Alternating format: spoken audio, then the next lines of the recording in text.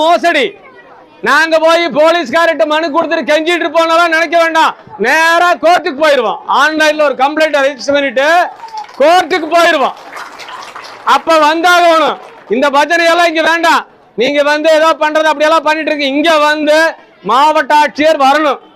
மாவட்ட ஆட்சியர் இந்த பிரச்சனைக்கு தீர்வு காண வரைக்கும் உட்கார்ந்து இருப்போம். இந்த வழக்கு, கைது, சிறை அதெல்லாம் வேண்டாம்.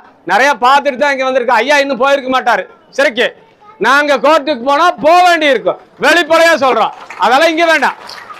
ஏன்னா உங்களை கண்டு யார் பயப்படுவாங்கன்னா சமூக விரோதி பயப்படுவான். கஞ்சா விற்கிறவன், கர்நாடக சாராயம் விற்கிறவன், பார் நடத்துறவன், சீட்டாட்ட கிளப் நடத்துறவன், மணல் திருடுறவன், இவெல்லாம் உங்களை கண்டு பயப்படுவான். அல்லது உங்க கூட பணிஞ்சு போவான். நான் எந்த சட்டவிரோதமான செயலையும் பண்ணல, அதனால உங்களெல்லாம் கண்டு எனக்கு ஒரு துளி கூட பயம் கிடையாது.